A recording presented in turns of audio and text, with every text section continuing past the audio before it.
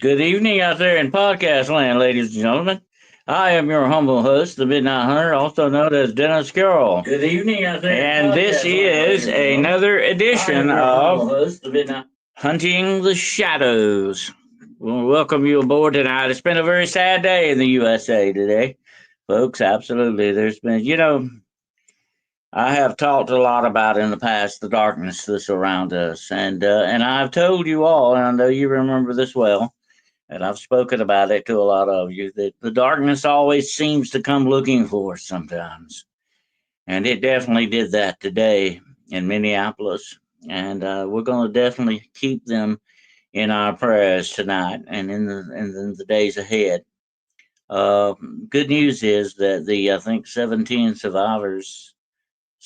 18 survivors are going to make it, they say. So that is very good news to hear. Unfortunately, two children did not. And it is a special kind of evil and darkness that strikes out against children like that. It never sits well with me. Definitely, it doesn't sit well with me at all. And when it comes to children, that really, it really does it to me. Absolutely, I know it probably does you the same way. But that's evil. That's the way evil operates. It doesn't care what it does, who it hurts, or the people, the pain that it leaves behind, and the sorrow that it creates. That's the way evil works, my friends. Absolutely. And I thought we'd start the show tonight, if you all don't mind, with just a moment of silence. Let's just bow our heads for just a few moments here in honor of those who lost their precious little lives today.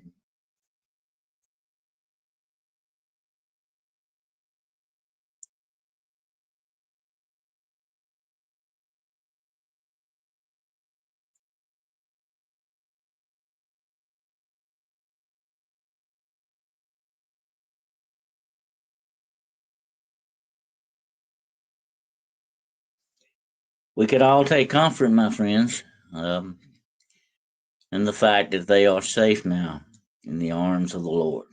Okay, absolutely. And I've been hearing a lot about the shooter. It, I call it it because that's what it is. Sounds very much like a possessed person. They had clips with things marked on them. I think one of the clips said, referring to the Holocaust, six million was not enough. Just evil things like that. I think the gun was also marked. This one's for Trump. There were derogatory remarks about Jesus, Christians in particular, conservatives. The list was on, and the manifesto is just now being deciphered because it wrote it in Russian. So we will find out some more. And here's what really gets me: this same thing that happened in Kentucky not too far back. They covered it up, I think, to a certain extent. Why are they afraid for us to know the truth on some of these things? We need to know the truth. We need to always, no matter what it may be, demand transparency from our governments. Absolutely. We should not be kept in the dark on these things. We need to know. But there is a definite evil in this world, my friends. And I pray for each one of you that it will never reach out and touch you like this or in any form or fashion. But I know that the odds are definitely stacked against us. Absolutely. But nevertheless, we don't want to live in fear. We want to go on with our lives. We want to keep our heads held high. We want to have faith where it belongs. And the only one who can secure our true safety and welfare in this world, and that is Almighty God. Absolutely. I want to welcome you all here tonight. Thank you so much for being here, my dear friends. And I wish I could call each and every single one of you by name. Melsina and Jose and Kyle and the ever lovely Shiro is here. Uh, Thank you for being here, dear. You're always here, and I appreciate that. I want you to know how much I appreciate you always being here for me. Absolutely. And of course, Kyle, my brother Kyle Smith is in the house. My good buddy Russell, Blue Eyed Bandit is here. Thank you, dear, for being here. And Joanne. And let's see who else we got. I got behind in the credit on the chat thing here, so give me a minute to catch up. And we'll see who else we got here. Moving up, pulling it up here. Okay, Griff's in here. Hello, Griff. Good to have you here. Absolutely. Yeah, thank you. Let me get this thing to act right. I don't know what's doing here. Anyway, I appreciate you all being here tonight. And we'll talk a little bit more about this darkness and how it affects us later on in the show. We've got a big show ahead of us here. Tonight we're going to be talking about hovering humanoids, Mothmen, and flying super soldiers. This is going to blow you away. This is very interesting stuff here. I mean, I find it fascinating as all get out. And we're definitely going to go into that uncharted territory tonight. Absolutely. And I want to remind everybody, please check out my good friend and brother, Dan Benoit. He is having a exclusive look at his new show tonight on YouTube. It started, I think, at 8:30. And of course, you know me, I've had a little bit dealings with this fellow too. He's a brother of mine, Dan. And I want to, put his show out there. And I also want to remind everybody at 11 o'clock Eastern time tonight, I think, after this show, my good friend and brother Gerald Fountain and his lovely wife Jane will be doing a show. Okay, don't miss it. Check it out on YouTube and tell them I sent you. Okay, I get extra credit if I do that. Okay, but anyway. LA Food Channel is in here. Hello, good to have you here. Welcome aboard. Yeah, we're going to be talking about, that's always been a sort of a pet subject of mine too. Super soldiers. I believe without a doubt that program is still ongoing. It has been so, doing that for many, many years, many decades now. Absolutely. So we're going to talk a little bit about that tonight. Midwest is in the house. Hello, brother. I'm just talking about you. Yeah, the Night Owl Lounge. That'll be tonight after the show, so stay around. Don't go anywhere. Okay. All right. Okay. But anyway, we appreciate you all so very much. Your support means a lot to us, and I want you to know that it does mean a lot, and it is invaluable. And some of you who have been on here have supported me from day one, absolutely, and I appreciate that. And you know how much I do, and but I like to say it every now and then, just in case you should forget. Okay, we couldn't have that happening. No, absolutely not. But anyway, yeah, we got some interesting. We've got some interesting stuff to talk about tonight. I got a new little gadget here. It's supposed to help you drink your canned drinks pretty good. It's got a little built-in straw. We'll see how it works. I may end up sticking that thing up my nose or something, but anyway. This nose gets in the way sometimes. I stick it in a lot of places. They shouldn't probably, but anyway, I'm not going there with that. Let's not talk about that. But anyway, um, but definitely, we will see where our discussion leads us tonight. But we've got some very interesting stuff to talk about. I hope your week has been fantastic so far. We made it here to Hump Day. We got to get over the hump, and hopefully it will be downhill. Some people swing back uphill. We don't want to do that. No, we want to coast into the weekend. That's the way to do it. Absolutely. But I appreciate y'all here. I think we got somebody missing. Where would Maureen and Gus's mom be at tonight? I wonder where she's at. Well, maybe she'll show up. Maybe she'll find her way here. Where you at out there, Maureen? Better show up, girl. And anyway, I appreciate you all so much, definitely. And we just like some old friends sitting around drinking coffee and having things. I'm wearing my Viking wolf shirt tonight. You can see that. It's got a wolf's head on it there. That right there, by the way, is the Viking rune for protection. So that's interesting. I've always been interested in the Viking stuff because I got some Viking in me. There you go. So makes me want to go out and raid a village every now and then and jump on my dragon ship and sail away. But anyway, but I will not wear horns. I do not wear horns. Okay. Actually, that is a fallacy. None of the Vikings ever wore horns. I don't know. They drank out of horns. They had, drinking cups that were horns, but they never wore horns. I don't know. That's another thing Hollywood's got started, I guess. Hollywood's good at that. If they're not spreading rumors, they're distracting us with disinformation. Absolutely. Yeah, where is girl and Guts at, huh? She's playing hooky tonight, huh? But anyway, there you go. But I appreciate it definitely that your support is you're supporting me by being here. And now, like I said, don't forget my good brother Dan Benoit, and he's got the some new Bigfoot Sasquatch documentary thing going on, which I appear in. Don't forget that. And I've actually been asked by my dear friend D.A. Wasson to do another foreword for another book of hers. I am doubly honored once again. And I'm not going to release much information on that. You may want to hold on to that for a while. So I'm not going to tell you anything about that. Just that fact. But it is going to be fantastic. Absolutely. And we will be doing, of course, a book review on it as soon as it hits the presses. Absolutely. Man, horns are good for black powder and drinking moonshine. Not in that same cup, though. I would not advise it, although they say it tastes pretty good. I don't know. I've never tried it. I don't like drinking explosive stuff. You never know what might happen. You know, it, bothers your stomach or something, you may have a problem. But anyway, Susie Q. Hello, Susie Q.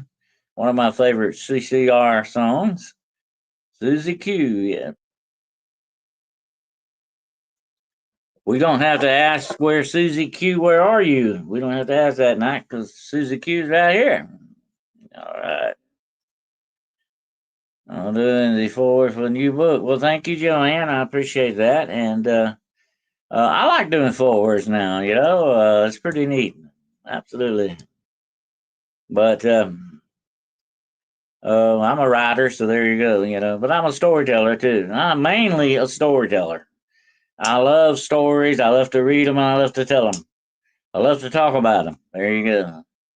21 in the chat and 13 likes. Don't be the one to drop the ball. That's right, Russell. Tell them about it, buddy. Come on now. We need some more people here. And I got a special request to ask all of you. You need to, in other podcasts that you go to, okay, you need to start requesting me. Say, where is Dr. Dennis Girl? You need him in this show. So I would appreciate it if you were all kind of act like my managers and recommend me to some people out there. Okay, that's neat. Keep me busy. Keep me out of trouble. Okay. Don't drop the ball on that. So you need to. There's certain people out there that seem to forget I'm here. They don't ever put me on their podcast anymore. Those people need to be reminded. So that would be a big help. A personal request from me to all of you, if you would please refer me to other podcasts. Okay, thank you. I would very, very, very, very much appreciate that. That would be a big, big help. Okay, so if you want to really, really help the show out, do that. Okay, you need to start recommending Hunting the Shadows to people too. Okay, please don't be shy about it. We want more people in here. We want to spread this message on out there where it needs to go.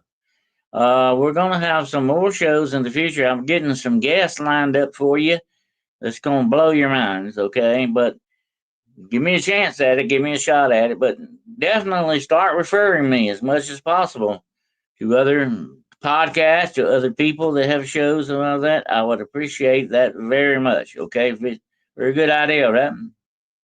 All right, done and done. All right. We need more Dennis Girl. Thank you. Thank you, Jose. Absolutely. Just push me on out there. Make me a commodity. Okay. I'm ready for it. And we'll keep, like I said, it will keep me out of trouble. Keep me busy, keep me out of trouble. I love being busy. Okay. Don't get me wrong. I love it when I'm juggling different podcasts and all that. I got one coming up with my brother, BMR. And the second, I think I'll have to make sure about that, but I think it's going to be the 2nd of of September with BMR. Bigfoot Michigan Rob. Well, thank you there, Blue-Eyed Bandit. Look at that. She has gifted 5 Hunting the Shadows memberships. We got some lucky people in here tonight. What did I tell you about this chat? What did I tell you? It's lucky, folks. You chat in here, good luck follows you home. Okay, don't forget that. I wasn't. You thought I was joking about that? No, I'm serious. This is a good luck chat room here. Don't forget that. Absolutely. You want good luck? Get in the chat room, Hunting the Shadows. And I'm glad to hear there are going to be 5 more Shadow Wolves out there. Come on in. We welcome you in. Come on in the house. Thank you so very much for that, Blue-Eyed Bandit. Very kind and very supportive. Thank you so much. I appreciate that immensely. Thank you. And we all thank you for that. 5 lucky people need to thank you definitely for that. But anyway, hello, Ida. Good to have you here. Oh yeah, I can do the Vulcan thing too, by the way. But I got my gloves on tonight. Yes, Blue Eyed is a very kind person. Absolutely. I don't hang out with people that are not kind if I can help it. There you go. But and by the way, I love my birthday gift, Blue Eyed Bandit. I will now be known as the mosquito killer, along with a monster hunter. Okay. I've been outside trying to get to work. As soon as I walk out with that, they run. I don't know what's going on with that. They smart though. They know what they're doing. Look here, I disarmed one of them. I took his switchblade. Anyway, there you go. Yeah, we have some mean mosquitoes around here. Definitely, they're a bunch of the gangs of them. They're in gangs. They even scare motorcycle gangs. These mosquitoes, they're rough. But anyway, let's go ahead. Let's forge ahead to our subject tonight. I've got some interesting ground for us to cover. Yes, indeed. We're going to be talking about hovering humanoids, Mothman, or men, it's more than one Mothman, and flying super soldiers. Let's talk about the Mothman first. Let's knock it down right quick.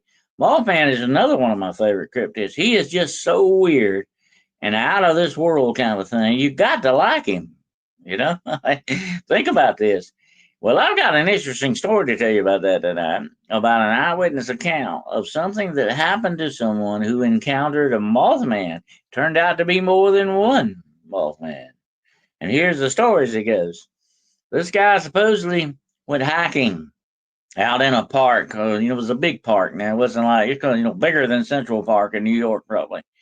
And it was a great big park, national park of some sort, I guess.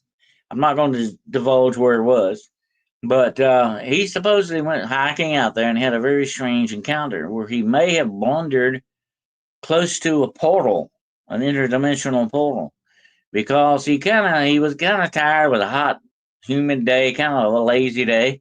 So he said, "I'll just hunker down right here." And I like that, to hunker down. I'm good at hunkering down myself. He hunkered down under a good grassy place under a tree there in the shade, and he said, "I'm just going to take a little nap, Well, he said he doesn't really know, and he can't swear for sure if this was a dream or a visitation of some sort. But what happened that followed is very strange, but very interesting. He said he thought he remembers hearing, the birds and the squirrels chattering around and all that. And by the way, we're going to talk about some squirrels tonight. I want to tell you a little interesting thing about vampire squirrels. Yes, you heard me. Vampire squirrels, okay? Anyway, he's laying there just kind of listening to the sounds of nature. He ain't really not dozing. He's not. He said, "I really don't think I ever went to sleep. But you get in that sort of half state between waking and sleep. It's a weird, funky place. You know what I mean? We call it, sort of the in-between place. It's a liminal place. Liminal means in between or just out of its place of where it should be. And that is a very liminal state to get in, So he was in this state, and he gets just listening to nature and all of that, something. all of a sudden something bumped him. Well, immediately, he opened his eyes and sat up. What was that? Something bumped me. And then from behind him, he heard a fluttering sound. He thought maybe it was a big bird or something that hit him or dropped his limb on him or something. He didn't know what was going on. So he said he turned around and looked, and there was a Mothman standing there. Now, let me just tell you the way he described Mothman, okay? He said this individual was around maybe 6, 7 feet tall, pretty tall. And he said it was not heavy and it wasn't thin. It was in between. Like he said, his wings were folded down, and he said the head was the most interesting part of it all. He didn't. He said the rest of it was not. It was not fur, but it was like, and very much like, I don't know if you've ever looked at a moth really close, but it has sort of like very short hair like on it. Different than what you would say the fur of a dog or a cat might be. But it's short, very short and stubby kind of hair-like stuff. And he said this was all over his body. And he said the head there was no neck. There was no neck at all. The head was set down on the shoulders, and it was very short, and there were two big red eyes looking at him. And he said there was a protrusion of the mouth, sort of like a long tube like. And he's going, his mouth, jaw on the floor a moment. He's going, what the heck is this, And said that's when the Mothman reached out and grabbed him, turned him around, and took off up in the air with him. He said he took off up in the air, and he was holding on to him. He said that it was not like human hands; they were claws like, okay? But he had like arms or appendages like that. They had hands that had these claws, and it grabbed him with his claws and took him up in the air. He said the wings opened up and they fluttered up in the air. And the weird thing is, he said he shot up before the wings ever even opened up, okay? So it didn't take off like a bird would do. It took off like a rocket kind of a situation. And so when he took off, it went a little ways over the tree, and then in front of it, he said there was like an unusual opening in the sky, like, and he said he could see, and now this day had been, pretty clear. He said he could see clouds through this opening, as if you were looking at another sky. And he said it was a gray looking sky with no color to it much at all. It was very gray looking. He said this thing flew him through this portal. Okay. And it went to something like some kind of a nest. This is what he told him. He said it went through some trees, and he said these trees were absolutely enormous, bigger than redwood trees. He said they were stupendous big trees. And he talked about one tree would be bigger around like maybe an acre and almost in size. That's big, folks. And he said there was a nest like there, but it was not like a wasp nest or a bee's nest. He said it was more like a hummingbird nest. The hummingbird nest is different than your regular bird nest, by the way, because it's made in a round thing with a hole in it. You know what I'm saying? If you've ever seen a hummingbird nest. And he said that's what this thing looked like. And this thing flew in that hole. It was huge, though. It was really big, it wasn't hummingbird size. And he flew in this hole, and there were other Mothman in there. And said they started chirping at each other. Some kind of a language. He couldn't understand what it was. Of course, it was chirping, like not very much like a bird would do, but like very agitated birds with chirping. Like they're, ever heard a bird fussing at a cat or something like that? It gets around its nest or whatever. That's the way this sounded. That's what he said about it. So anyway, they started all chirping about it, and the one that was holding him just kind of done his head like that, and turned around and flew him back out of that nest, back through that hole in the sky. That's what he called it, a hole in the sky, and dropped him at the base of that tree and took off. And said, when he got up, he said, I know my knee was skint. I know that was not a dream, unless I hurt myself and woke up like that. He said, I don't believe I did. I said, I believe I was actually kidnapped for a while by Mothman. What do you think about that story, huh? Is that freaky or what? One more little side thing to this, okay? He said when he come to himself, he noticed that there was a strange residue on his hands and on his arms. And if you've ever picked off a moth, you've ever picked one up, they will leave a residue on you, sort of a grayish like powder. That's what was on him, as if he had encountered a very large moth. What do you think about that? Is that wild or what? That's one of the weirdest portal stories I've ever heard. Kidnapped by a Mothman. That's not a good idea. I asked him though later, the one thing I asked about that. Mothman's supposed to be a portent of bad stuff happening, of danger or some bad stuff. I asked him, has anything bad happened to you since that happened? And I think it was like 2 years ago. And he said, no, thank goodness. It evidently wasn't a portent of doom or anything for him anyway. So I told him, though, I would be careful crossing bridges if I were you for a while. You don't want to replay of Point Pleasant. Anyway, I wanted to share that with you because that's one of the freakiest Mothman stories I have ever heard. Now that guy, yeah, he sent me an email on that, and I don't know where the email's at. I got it somewhere, but I didn't really get to interview him. I like to interview people that supposedly have had eyewitness accounts because it just gives you a real feeling whether they put you on or what, you know. But if it was telling just a story, he's got a good imagination. I got to hand him that. But if it was real, that's interesting to think about. Absolutely. Yeah, I haven't talked about the 31 Atlas thing yet. I do have some opinions on that. Nobody's asked me, but I'll tell you, and I'm glad you brought that up. I don't know whether here's one question I got about the whole thing. If it is an alien spaceship, why do they have a need to disguise it as a piece of rock? Or are we being fed another cover up story here? Maybe they know what it really looks like and they don't want us to know.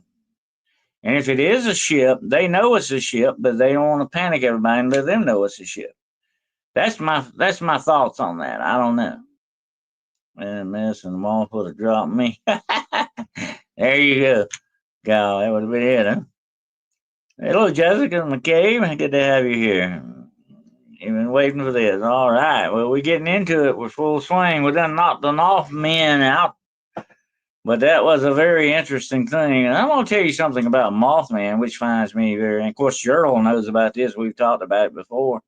You know, Mothman hanging out at O'Hare Airport in Chicago and all that. And he's been sighted in other places as well. He's even been seen in Georgia. I talked to a woman who actually saw him one night. She stopped a pickup because he was standing in the middle of the road. She stopped the pickup, got out and looked at this Mothman standing there, and said several other people did too, in cars behind her. And they were all like, "What the heck is this thing?" You know. And at this point in time, when this happened, Mothman wasn't that well known. And that's what made it very interesting to me because they weren't influenced by watching or Mothman documentaries or movies. You know, Mothman's not been that well known for a long time until just in recent years. And this was before that happened. And the description they gave was very, very close to that of Point Pleasant, West Virginia incident. And that's what made it very interesting to me. And I interviewed the woman, and she acted, and sounded to me like she was very sincere. Like this did happen to her, and the really one thing she hated was that she didn't get anybody else's names or anything from the people that were with her. They all could have, and I said I wish she'd done that because they could collaborate each other. You know, collaboration is evidence. But unfortunately, she didn't do it.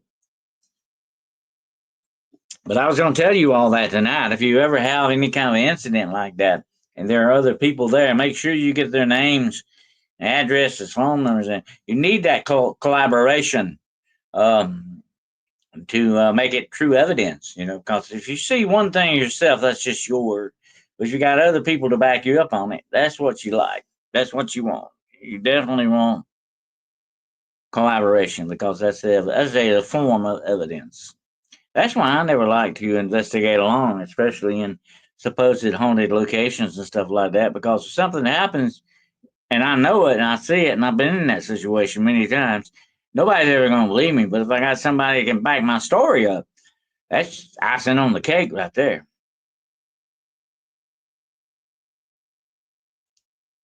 There's way too much evidence of that to be a fake story. I mean, you got to wonder about it. Absolutely. Uh, it's very strange. But I don't know. You run into a lot of things like that. But turning now to the second thing, hovering humanoids. This is a fascinating subject to me. Folks, we need to start looking up. Terror from the skies, you know what I mean? We need to get our heads out of the phones and start watching the skies a little bit more. As my buddy Gerald says, keep watching the skies. Uh, we need to start doing that more because we're missing some stuff that's happening up there, definitely. And hovering humanoids. Now, what do I mean by that? I mean, there are tons of reports, and I saw a video just the other day from that good gal that does a lot of stuff, the paranormal chick. She had one from Mexico that shows somebody riding something through the sky, and you can tell it's a person, whatever it's riding. It looks like it's riding a hoverboard or something like that from, like Back to the Future kind of thing. And it's going across the sky like that. And of course, there are tons of people who have taken films of so-called witches flying in the air down in Mexico, places in the Southwest. Some people have reported things. Another one of my favorite cryptids is, of course, the La Lechuza, the owl witch, the owl woman. Hello, Philip. Welcome in, sir. Heidi Pop is here. Hello, dear. Good to have you here. Absolutely. World traveler, Heidi Pop. There she is. But anyway, I call her the ever so lovely Heidi Pop. Okay, that's her. That's her official title. All right. But anyway, welcome aboard. So anyway, you get a lot of reports of this. What's going on with that? People flying around? I don't know about you, but I don't go flying that much unless it's with an airplane. Come on, I mean, what's going on with that? And they have actually, and I have talked to people, said they have seen flying people from airplanes. They'll be in on an airplane going somewhere. How do you need to watch for this next time you take a trip? They see people in the clouds and all kinds of weird, freaky stuff going on like that. What is this? What's going on here? Do people have some kind of ability we don't know about? Now, I've talked a lot about witchcraft in the past, and one of the premier powers of witchcraft that people seek are levitation and flying. Okay. And actually, I want to let you know something right off the bat. Witches do not need brooms to fly. Okay. That's not what makes them fly. They have a special ornament, an ornament that they can put on that makes them fly. Okay. They just use the broom as sort of something to sit on while they're flying. It could be a vacuum cleaner. It could be a tennis racket, whatever. It could be anything. That's not what they have a special ointment that they can rub on them. Now, I will tell you this. It's getting a little freaky here when you think about it, but they rub this ointment on certain female parts of the body. I won't get into mentioning what they are, but I will leave that to your imagination. This ointment goes on. This ointment goes on in certain parts of the female body, and that is what enables them to fly or to levitate. Now, there are two kinds of flying we're talking about here. Levitation actually means to hover. That's what I was talking about with hovering humanoids. It means you could just kind of hover around like a bird or something like that. Flying means you kind of like Superman, you're going through the clouds pretty fast. That's two ways of travel there, okay? And of course, another power they seek very close to that is teleporting. Well, they call it porting. Now, porting means you can you can walk into a fire and use it as a portal. You can walk into a tree or a hollow place in a tree. You can walk into a stream of water and use it. Wherever you put your portal is where you can go and port through. And you got to have a port on the other end though. You just don't get in there and go somewhere. Of course, you got to have a port, an entering port and a exiting port. That's what you got to have. So that's an interesting part of witchcraft as well. But these people are flying. Now, let me tell you something of my own experience with this, okay? And I can tell you this without a doubt. This is going to blow your mind. Don't you think about it, man. Broom broke, grab a vacuum cleaner. Yeah, I would think I would rather use a vacuum cleaner. I mean, just in case you could do some cleaning while you're in the clouds or something. Anyway, let me tell you this. I have actually attended exorcisms where people have levitated off of the bed. Let me repeat that for you again. I have actually, with my own eyes, seen people levitate off the bed. They had no other way rising off that bed. There was nothing under them. There was nothing. They weren't pulling up. Two people was, oh, Dennis, they were tricking you on that. I checked it. It was no magic trick. There was no wires. There was nothing. Okay. I actually seen them levitate. Now they didn't go up to the ceiling. It was just like maybe about a foot off the bed, but it was levitating nevertheless. Damien says, I've had dreams when I'm flying, but the strongest part is I realize I'm dreaming and start controlling my flying. I usually wake up soon after. Well, let's hope you never actually fall and die in that, Damien, because they say if you die in your dreams, you will die in real life. And falling means that you are getting close to death, supposedly in dreams. So don't ever fall, just fly, okay? But there you go. Or the broom in the shop for a tune-up, huh? Yeah, those brooms get out of tune real quick sometimes. Yep, suck out some carbons, huh? Man, you're gonna do it. That's lucid dreaming. Yes, it is. Actually, though, I think there may be an actual medical condition attached to that. It could be somebody with a very bad heart has a very stimulating dream. A very bad nightmare could actually precipitate a heart attack. That's a possibility where your dream could definitely kill you. And of course, there are supposed to be dream witches who can attack you in your dreams. They can come after you.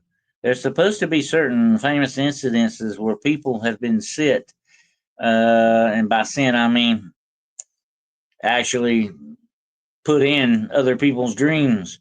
They are doing it as astral projection type thing. And they go in these dreams and attack you or whatever it is, bad stuff they want to do to you. Oh yes, they call them dream witches. They have that certain power to show up in other people's dreams and do things.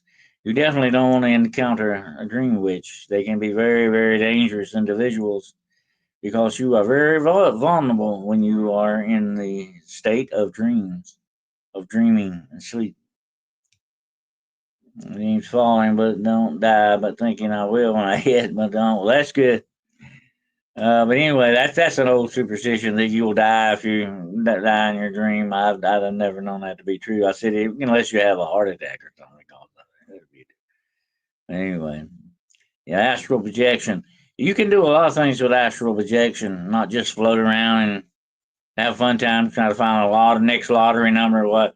Now, what you got to do is supposedly you can do a lot of different things in astral projection, but most of the time it's supposedly used by dark witches to accomplish bad things and do bad things to people. Like if you had a certain enemy that you wanted to get rid of, you could hire a dream witch to do them in their dreams. Or if you had someone you wanted to fall in love with you, you could also hire the dream witch to go and talk to that person in their dream and start convincing them a little bit over and over that they love you or they are madly in love with you. This is sort of like a dream love potion type thing. That's an interesting aspect too. So supposedly you're very susceptible to these things in the state of dreaming. They have protection while you're sleeping. You can. I have actually been spiritually attacked in my dreams, and you can ward that off, but it takes extreme concentration on your part to do it. You do not want to be distracted while you're doing it either. But yes, it can be done. I have done it on numerous occasions. Actually, the other night, I'm going to tell you this quick thing. I had a dream, very strange dream. And in this dream, I saw the witch. I saw a witch. And I think that it may have been someone that was getting ready to attack me in my sleep. And let me tell you what this witch looked like. She had like real stringy hair, like, and she had white stripes painted down her face like this, like a zebra, like zebra stripes, all the way across her face. And I remember she had beads in her hair, and she was very malevolent, very evil looking. I got a feeling that like maybe she was African or something. I'm not sure, but and I could not see her very clearly. It was very dim. Like I could see her and make out a few things, but I couldn't see her completely clearly. But I spoke to her in the dream. I said, I don't know who you are, what you're doing here, but get out right now. I have the power to send you out. And that's when she slowly went away in the dream. Well, that was real freaky. I feel like somebody was sent after me to do some kind of harm to me, whatever it might have been. I don't know. But it was not an ordinary dream because I could remember it vividly when I woke up and still do. Uh, Most of the time, a dream, you just forget about it within a few seconds of waking. But if one impresses you that much, you got to look at it twice as being maybe not a real, honest to God dream. You know what I mean? I'm at the point where I fight back in my dreams. That's good, Jay Smith. That's a good thing to have because, like I say, you're very vulnerable in the dream state. But anyway, getting back to hovering humanoids, you can supposedly there is a ton of stuff on this. People flying around, even animals have supposedly been seen doing this. I've seen a picture not long ago of an actual deer that is way off the ground, more than a deer should normally be.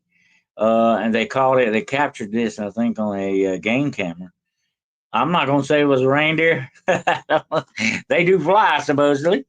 Maybe that's what it was. I mean, where did that story get started at? You got to ask that question. Why deer? Why reindeer? And why do they fly? Only probably Santa Claus can tell you that. We'll have to check with him. Sounds like made wish from a painted face. I don't know. I don't know where I got that. I don't ever remember seeing one like that or very similar to that. It was very freaky.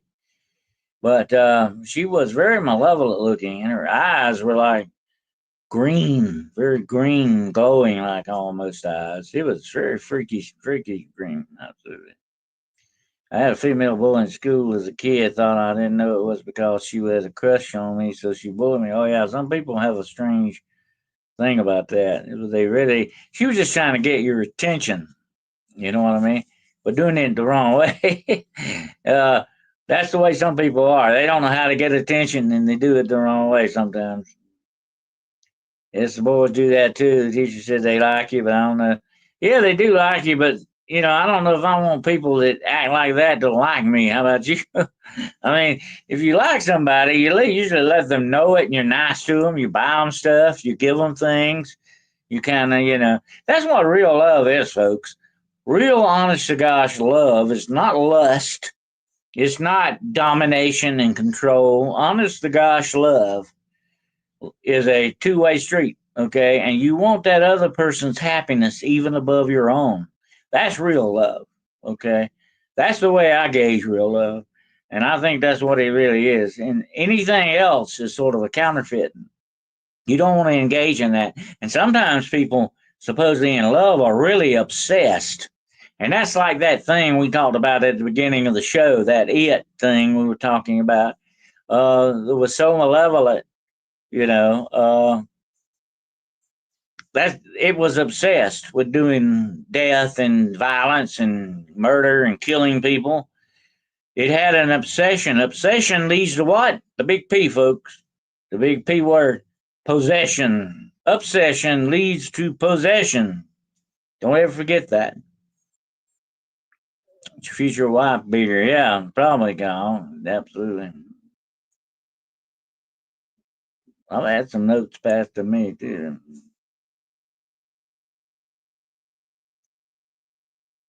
The notes should not be attached to the rocks. That's right. That's a bad sign. If the note has got a rock around it, there you go. No, it's not healthy to be obsessed. That's like a lot of these, and I'm not going to mention the word trans on here, people. But you know what's weird about that? 60 years, some odd years ago, that was designated as a mental illness. Why are we enabling mental illnesses? Why are we getting behind mental illness? That's not good. And you know what? Today there are people in this country who are up for that kind of stuff. They got blood on their hands tonight. Which way you look at it. I'm not trying to be mean. I'm not trying to be judgmental, but they do have blood on their hands. Come on. I mean, if you up for that kind of stuff and you cause this kind of thing going on, you can get behind these kind of obsessed people who have mental illnesses. What if I come on the show next week and tell you that I now identify as a mountain lion? You're gonna say, I think there's a little something wrong with Dennis here. You know what I mean? I think he's kind of gone over the edge here. That's a mental illness, folks. Which way you look at it, not just because I want to identify as a mountain lion. You shouldn't encourage something like that. You really shouldn't. Because I got a big problem here. I'm not a mountain lion, I'm a person. And I have actually seen grown people identify as cats and dogs. And what is wrong with it? This is mental illness, folks. We should not celebrate that. We should be trying to cure it. And once upon a time, we put people like that away so they wouldn't what? Hurt themselves or other people until we could cure them. What's wrong with this crazy world, huh? That's what you got going on, and it's not going to stop because they're treating this all the wrong way. That's like those dumb people that when this ever happens, they always come out and say, "Oh, we got to do something about guns, guns, guns." That's not the problem. It's people. It's people. That's the problem. The Cryptid Hunter says she identifies as an Ewok. Oh, you're much prettier than an Ewok, my dear. Okay, although they are cute as buttons. Anyway, the whole thing is,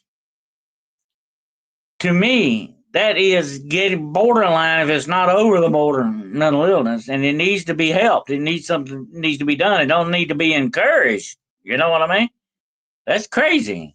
But anyway, that's just my opinion. I'm getting off score here. Let me get back to hovering humanoids. That's a little bit safer subject. But a lot of these is not just witches. People supposedly see people walking in the clouds. Now, let me tell you a quick story. My dear mother, who is with us no longer, once upon a time, my mother was a very practical woman. She did not go off on weird imaginative stuff. Actually, one day she was out hanging clothes up out in the yard. She was putting clothes on the wire out there, and she looked up in the sky and actually saw a man standing in the clouds. She told us about this later. I said, "Well, what did you do, mother, when you saw that?" She said, "Nothing. I just looked at it. I kept looking at it." And she said, I turned my head different ways and it was still there. And finally she said it just went away. And she said, "I didn't tell anybody about it at the time. That's the way. That's the way a lot of these sightings happen. Actually, folks, Jessica and I have been known to do werewolf stuff, but we won't get into that tonight. But anyway, yeah, I'm team human as a werewolf. Okay, there you go. Anyway, make a long story short, that's weird. What would you do if you saw somebody walking in the sky, walking in the clouds? Huh? I mean, I asked my mother. I said, "Who? What do you think it was? Who do you think it was?" She said, "I think it was something like an angel or something. I don't know." She said, "I don't know what it was." But now, like I say, I kind of vouched for that because she was a very practical woman. She did not have fly so fancy. She was very down to earth person. That's weird.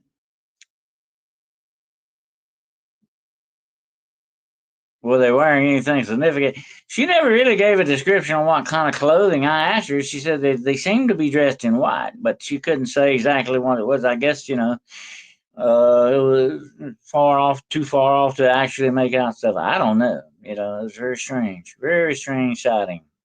But you do have a lot of reports of these hovering humanoids, and that is very fascinating stuff to me. So if any of you ever see that from an airplane or from your yard or whatever, let me know, because I'm accumulating evidence on this and different stories on it. So it's fascinating stuff.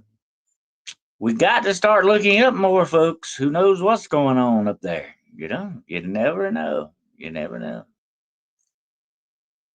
But I don't know, Lenita, about this demonic. I don't know. But there are some people definitely flying around that are doing it by somewhat demonic power. Definitely.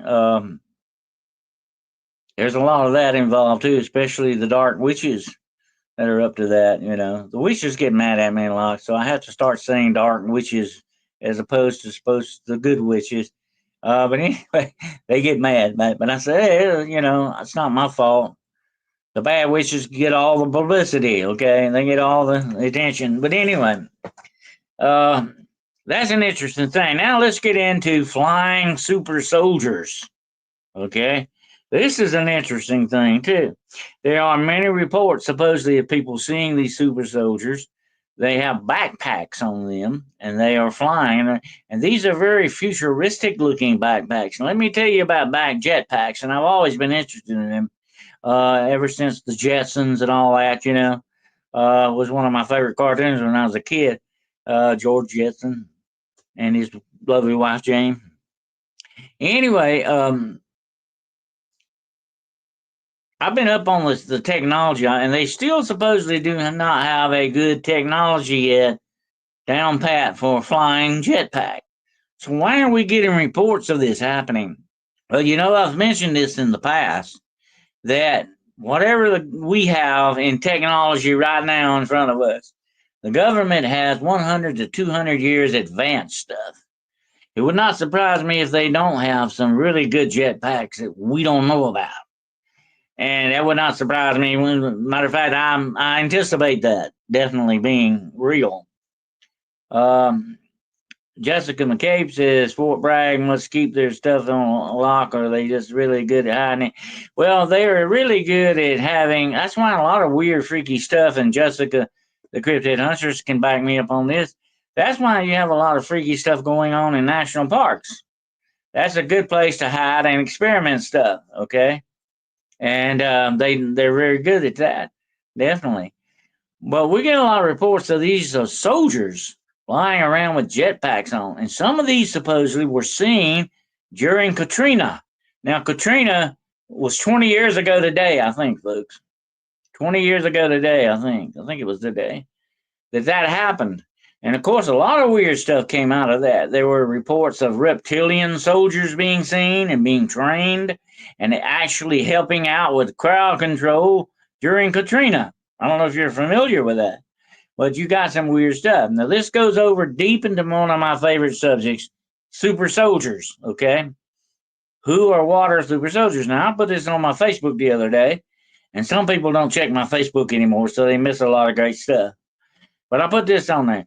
The super soldier is about ready to come out of the shadows and join his brother, the drones, on the futuristic field of battle.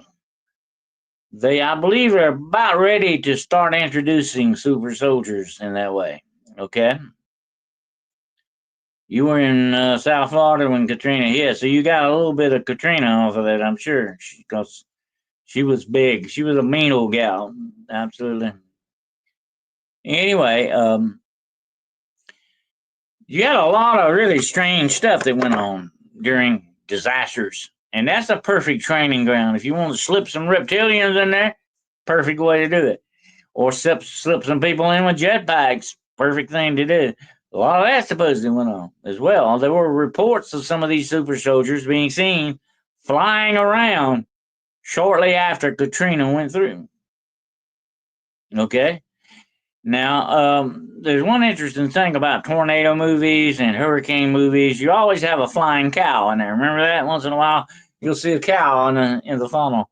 That's sort of a little Hollywood joke, because that's been going on since the Wizard of Oz, that flying cow stuff. But I had to take note of that. What are you talking about, flying soldiers? That's weird. In a hurricane, that's very strange stuff, folks. Absolutely. But that's the super secret soldier project. It's definitely something that is still going on. Absolutely. It's still something I think in progress. And it's been in progress since World War One, actually, and maybe even before that a little bit. Because I think the serious siege of this began with maybe Leonardo da Vinci thinking up some of these devices and all that stuff. They got that kind of started. We'll have to do a show on that one night. I would like to talk about the origin of super soldiers. Okay, we'll have to do that one now because it's a fascinating subject. But anyway, I find that very strange. You got these flying around on jetpacks that should not exist. But that's an interesting story. And that leads us to the second part of our show tonight, the face stealers of South America. Have you ever heard of that? Are you familiar with that term? The face peelers or face stealers of South America. Peru, actually, is what we're talking about here. Have you heard about that? Well, I'm going to read you the thing on it right quick, okay? It won't take but a minute. And this will lay it out for you, and then we're going to talk about it, okay? Now listen very carefully to this. This is wild stuff, folks. Okay, you ready? Hold on to your chair there. Get a good hold. Don't spill your popcorn, okay? All right. Here we go. Listen to this. The face peelers or sealers refers to a reported attack in 2023 on a 15-year-old Peruvian girl named Talia, who claimed to be a victim of the mythical pistaco or face peelers. We're going to tell you why in a few minutes why they peel faces off here, okay? While locals believe the attackers were paranormal, Peruvian authorities later concluded they were illegal gold miners, okay? I don't know where they get that at. That is crazy, but okay, keep listening here. In July of 2023, Talia was in the remote village of San Antonio in the Amazon rainforest when she was allegedly attacked by two hulking figures. She described the beings, and listen to this very closely. She described the beings as being over 7 feet tall, wearing black armored suits, and flying on disc-shaped platforms with glowing yellow or green eyes. You got that? Is this not freaky or what? Keep listening. The assailants reportedly used a syringe to administer a substance to her nose. Okay. Smeared some cream on her face and used a laser device to try and peel the skin from her face and neck. Isn't that freaky or what, huh? Yeah, South America, Philip, does have a lot of supernatural activities. Absolutely. I need to retire to South America. Okay. Anyway, listen to this. Talia fought back, and when she screamed, she actually put one hand up and hit one of their helmets and lifted the helmet off a little bit. That's when the soldier, or whatever this thing was, turned her loose. And she fought back and she screamed. The attackers fled as a village night patrol arrived. Okay, keep listening now. For over 500 years, did you catch that? For over 500 years, the indigenous Ikitu people, that's pronounced Ikitu, people have shared stories of the Pastaco, pale-skinned beings who steal human fat and faces. In this case, the legend reappeared with technology advanced details. Okay? Officials concluded the face peelers were illegal gold miners from Colombia and Brazil. These gangs, equipped with advanced gear like thrusters, were impersonating mythical creatures to terrorize the community and scare them away from the mining operation. While authorities provided this official explanation, people like Talia and others in the village maintained their belief that the attackers were not miners, but something not. And it smells very much like a government cover up. What in the world is going on in Peru? What's going on in Peru, folks? That's weird. Now, let me tell you a little bit about the face peelers and why they say they are peeling people's faces off. Okay? This is the story connected to that, and that's why this girl thought they were doing it, because they tried to cut an incision here, in other words, to start peeling their face off. They believe down there that these face peelers or stealers, as they call them, the pataku, that's what they call them, actually do this like witches. Like, you've heard me talk about the very famous boo hag of South Carolina. Okay, the boo hag will not only suck your breath out and take your life, but it will also steal your skin and appear the next day looking like you to fool other people, so they can look for another victim. Okay, so your neighbor may be a boo hag and you won't know it. Just like your neighbor may be a werewolf and you don't know it. Yeah, it's weird, isn't it? Think about it. Strange stuff. Absolutely. So, according to these people in South America, these face stealers will steal your face, kill you, and then appear as you the next day to fool people into believing that you're still around while they do whatever nefarious and evil stuff that they're doing. So, they're stealing your identity by stealing your face. Is it freaky or what? And they believed this for over 500 years before any kind of technology came down the line. They believed these were like witches or shaman that would do these things in order to counterfeit someone. Now, Jessica would tell you that too, and Jessica, I've done a show on that too before about the cloning, the replicants, the counterfeits, the doppelgangers that show up looking like other people. This is a well-known fact in European history, definitely. What's going on with that? That's very strange stuff. But here's another thing that I found that was very interesting about this story. These guys are flying around on hovering discs. Do you remember the things that they would ride in Johnny Quest? I mean, how many are you familiar in the chat with Johnny Quest, the cartoon Johnny Quest? You might remember some of the bad guys had these hover platforms. They would hover and fly around on. This sounds just like something out of Johnny Quest, doesn't it? That's weird, or what, huh? Very strange stuff. What do you think about it? What do you think? I'd like to know what your thoughts are, folks. Do you think you could be ever become the victim of a face stealer? That's not a good thought. And it could be they want to look more human. They just grabbing a face wherever they get one. Yeah, that's a possibility too. Oh yeah, I remember Face Off. That was a good movie, definitely. So this sort of goes one step up from that, or down, as the case may be. Uh, here's the thought about this. Okay, in folklore and in certain superstitions and stuff, it has long been thought that there are things out there, mimics. They can not only mimic your voice, but mimic your appearance as well. We've seen this a lot of times. Somebody be like talking to their mom or what they thought was their mom in the kitchen, and she comes in there and stands there and smiles and stares at him real strange.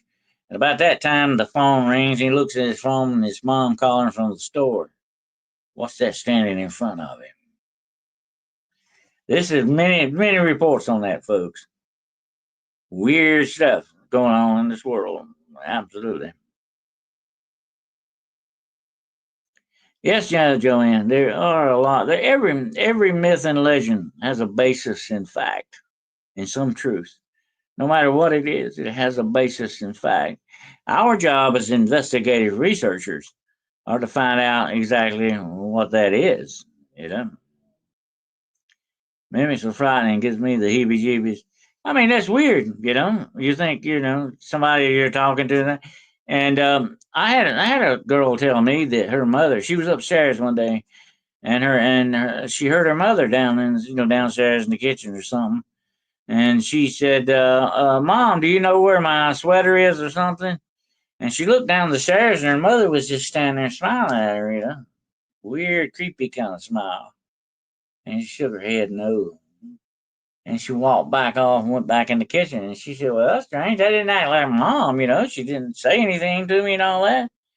So she went back down the stairs and was looking, couldn't find her mother anywhere. And she was looking, said all of a sudden the front door opened. And her mother come in. She said, Mom, what's wrong with you? You're acting weird. And she said, What are you talking about?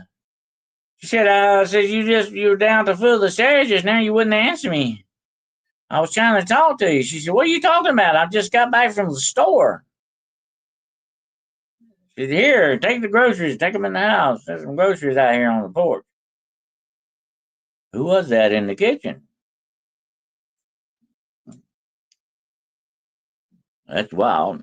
I've heard a lot of stories like that and these things. What are they up to? They're up to no good, that's for sure. That's not good, folks. I thought it was strange the victim mentioned one being said to the other not to apply too much cream. Yeah, that's what one of them said. Don't put too much cream. Don't use too much cream. And she pushed up on him and she lifted his helmet and his face mask off of him. He had sort of a, riot gear like stuff on. And she kind of lifted up, and when she did, he let go of her, and that was enough for her to wiggle out and fall on the ground. They had her up in the air, and she fell on the ground and started screaming. And that's when some of her neighbors actually showed up, and they took off. They seen them flying off.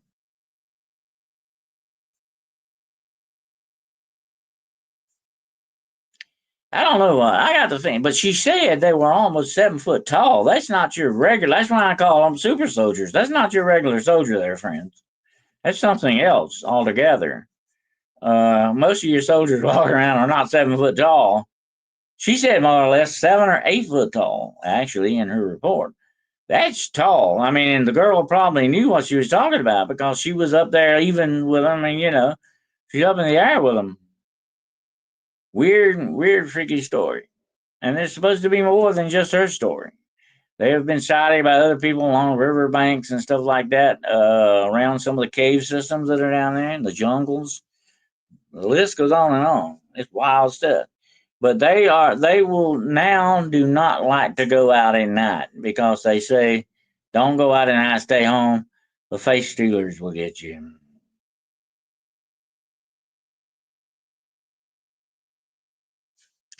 Yep, that's creepy stuff. All right.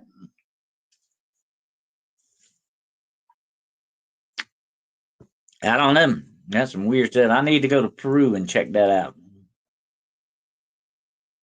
Absolutely.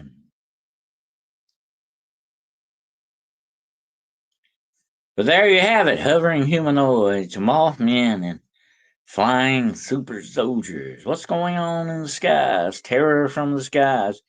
I've heard a lot of reports of people actually being picked up by large birds, by these flying humanoids. I actually pick them up off the ground, fly them into their places and drop them on places and stuff. Weird stuff.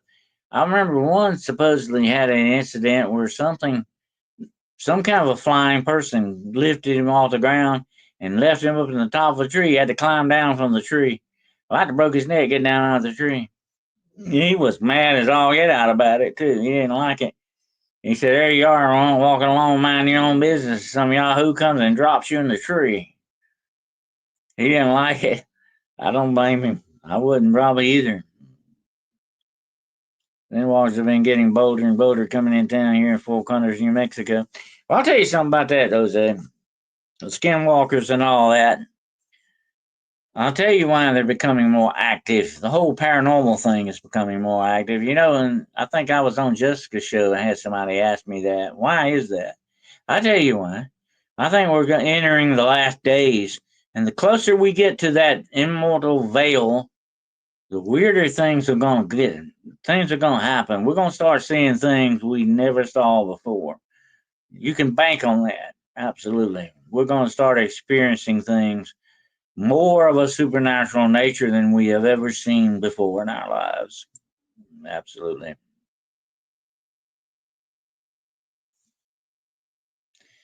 The town folk don't go out at night. Maybe it's a blessing in disguise, huh? Might be. That's a harsh boogeyman. I wouldn't want to get dropped up in a tree either. No, thank you. When I was a kid and I had a hobby, I used to climb trees. I would climb all the way up to the top. That was just something. I would look at the tree and I'd say, I think I can climb that tree, you know? And sure enough, next thing you know, I'd be right up in tip top. And I love to get in the very top and get the tree to shake, rocking a little bit, One day, though, I was pretty close to the top and I stepped on a limb that unfortunately was dead. I fell out of that tree. I fell about 20 feet out of that. I mean, I hit every branch on the way down. And I was laying there. I thought I was dead. I died on the spot, I thought. I was laying there. I laid there for about an hour before I could finally get up. I think I broke some ribs. I don't know. But I swore to myself then I would never do that again unless something was after me. That was it. I didn't. My tree climbing career came to an end that day. But I did. I hit every limb on the way down. I got up and close personal with every limb on the way down that tree.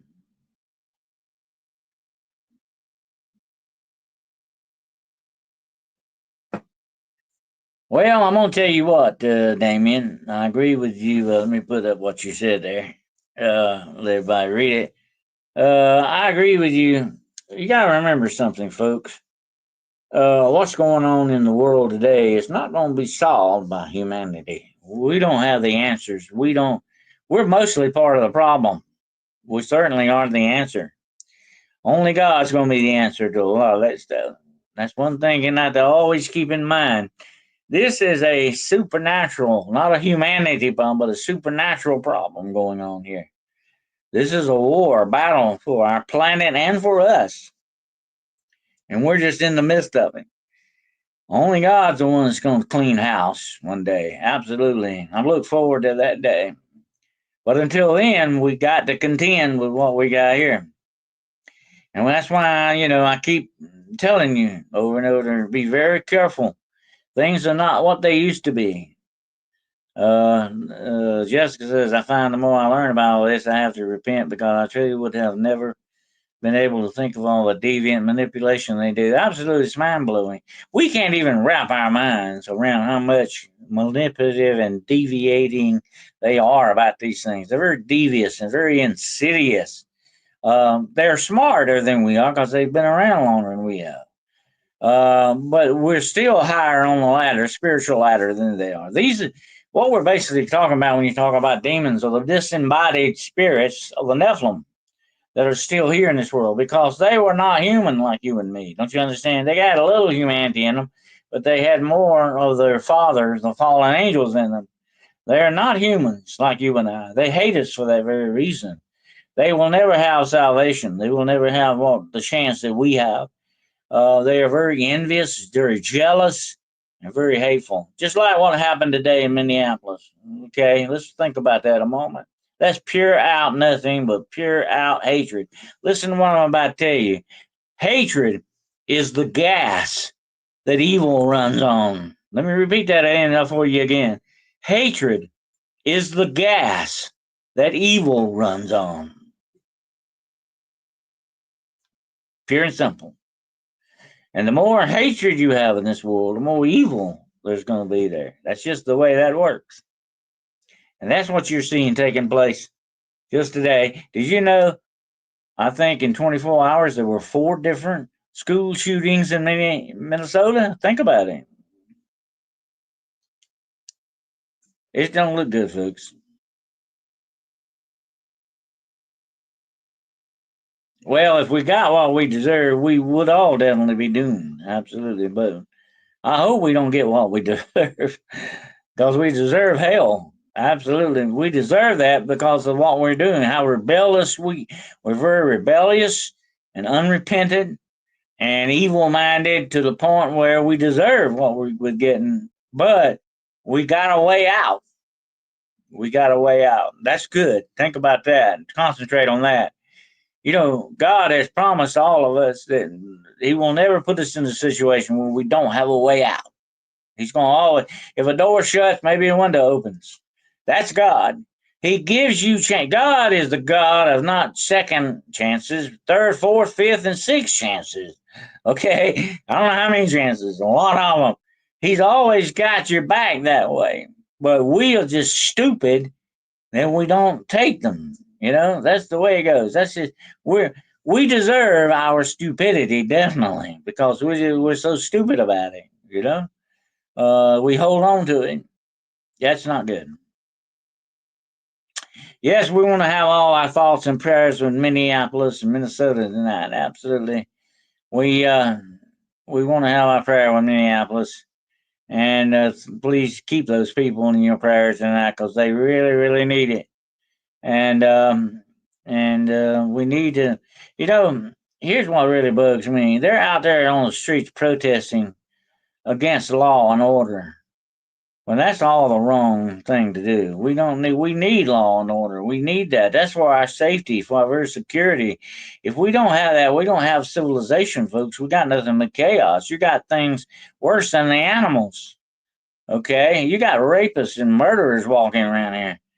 Well, they've been turned loose on our streets, you know? Um, we realize that. That's what's going on out there. None of us are safe.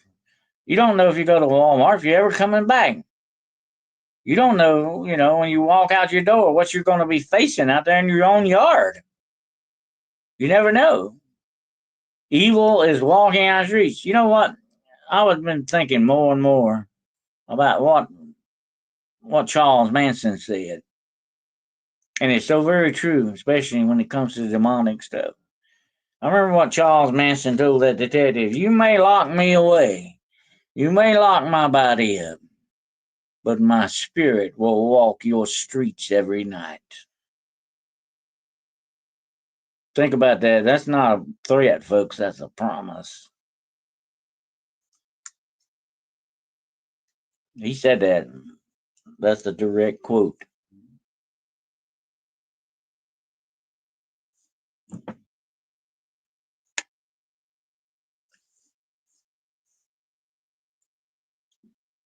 Yeah, man. Thanks to bail reform, thanks to leaving the border wide open for 4 stinking years, and even before that, some too. That's what happens when you leave your door open.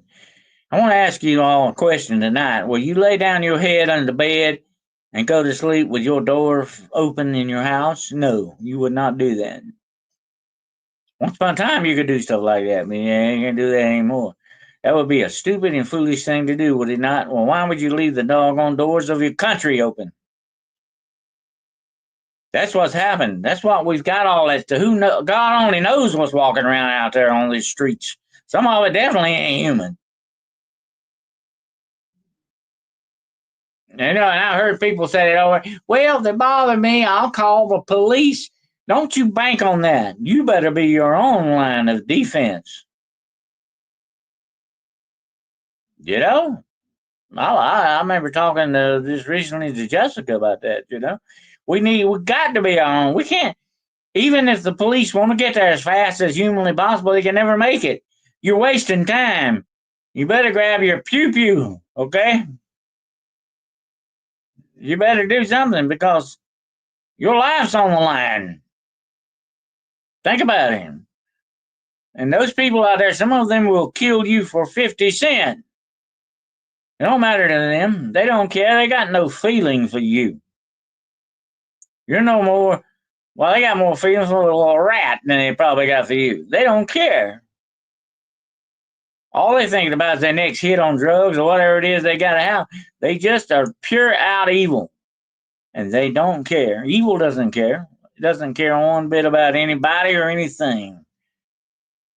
I'll tell you the one thing about evil. It's very much like a spider. What are you talking about, Dennis? What do you mean? Evil's very much like a spider. You know what the Bible says about the spider? The spider is a wondrous thing. She weaves her webs in the lowest hut and in the castles of the king. The spider don't care where it lives. Okay, that's the way evil is. It don't care what it does. It don't care. That's what makes it evil. That's what the foundation of evil is. It just don't care. So you ain't gonna get no sympathy from it, and you definitely don't gonna derive any safety from it. So be aware of that. I'm not trying to tell you that to make you scared. I don't want you to live your life in fear.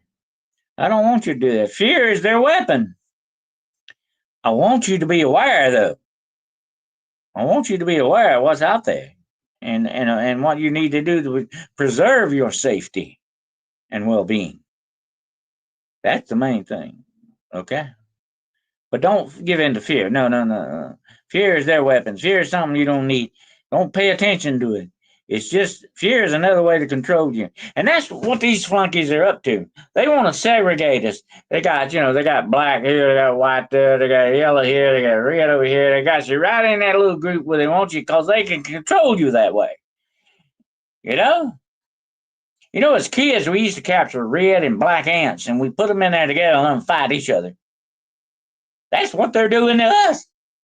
That's control. Don't play that game with him. What did I say earlier? Gas, evil, hatred is the gas that evil runs on. Don't forget that. Disarm that hatred every chance you get. Don't let them have the fuel. Okay? That's one thing I do. So don't forget that. It's very important. Good night, Griff. Glad to have you here. Yeah, I'm ready to close out too here, but that's a fascinating subject. And we'll be talking more about those super soldiers in the future. Definitely. It is a fascinating thing. And but I appreciate you all here being here tonight, definitely, and listening to the old man ramble on. And hopefully we all get something out of this encounter tonight. But I want to thank you all for your support. And like I said earlier, don't forget to start recommending me. Push me on out there. Recommend me some other podcasts, other groups. Talk about hunting the shadows to other groups, okay? Some of you now, 5 of you, thanks to Blue Eye Bandit, you've got 5 new members out there. You'll be waiting for me to drop my next video on you, and it won't be long. I got something special planned for you on that, so be watching. All right, absolutely. But I appreciate you all so very much for being here. Be aware now. Don't be scared. Be aware. Okay? Don't feel the scare. Be aware. That's a good motto. Okay? But take care of yourselves out there and watch out for those humanoids and those Mothman and flying super soldiers out there. Look up every now and then. Get your face out of a phone and look around. Who knows what you might see? You never know. You know. But thank you so much for being here, and I do appreciate all of you, your support, money wise and otherwise. I appreciate everything that you do for this program. Okay, you are an integral, important part of hunting the shadows. Don't you ever forget that. The shadow wolves are special. Okay, we hunt the shadows. We pull the truth out into the light where it needs to be. Okay, and we pull those secrets out of the darkness where they don't want us to. We're gonna do that too. That's what we're all about. Okay, but thank you so much for being here with me, spending a few hours here. It's always good to get together with old friends and talk about some of the strange stuff in this world. You know, what would the world be without its mysteries? I love a good mystery. I like talking about them even more and studying them and researching them. Absolutely, they're fascinating stuff. Mystery is the icing on the cake of the world. And right on the very cherry, the cherry at the top of the icing is the solving the mystery. Okay, that's what you're looking at too. But I appreciate you all so much for being here, and thank my mods. I want to thank my mods. Definitely, they do a fantastic job. That's all you guys with a little wrench there. And I appreciate you too. Definitely, you do. You have a very important job. And like I say, don't forget now, push me out there. Okay. I would appreciate it. Get on some other podcasts. Say, hey, you need to get in touch with Dr. Dennis Carroll. Get him on here. You need to make him a guest. Absolutely. But anyway, I appreciate it so much. And that will help me out so very much. And I do appreciate that. I want to say good night to each and every single one of you. And thank you for being here tonight. You are an important part of this program. You will always have a voice here. This will always be part of your podcast, too. Don't you ever forget that, okay? So until we get together again, my friends, and we meet on this side once more, same time, same channel. I appreciate you so very much. And don't forget, lux in tenebris, light in darkness. We need to hold on to the light. Darker times are coming, definitely. But we have a light on our side, absolutely. Thank you so much. And until we get together again, my friends, I will see you in the shadow.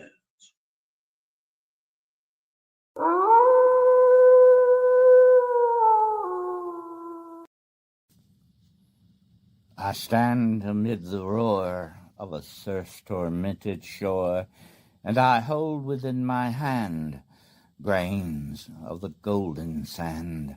How few, yet how they creep through my fingers to the deep. While I weep, oh God, can I not grasp them with a tighter clasp? Oh God, can I not save one from the pitiless wave?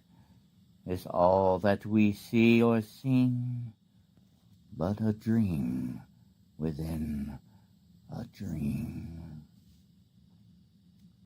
You can support Hunting the Shadows at our Patreon, patreon.com, Hunting the Shadows Podcast. Also, our memberships are open on the Hunting the Shadows YouTube podcast channel. Please also support our Facebook groups, the American Institute for Paranormal Research, Southeastern Cryptid Investigations, Legend Trackers Society, Highway to High Strangeness, Monstrum Venators R.Us, Agency of the Arcane, and Hunting the Shadows Agency. You can contact Dennis Carroll at denniswcarroll.com.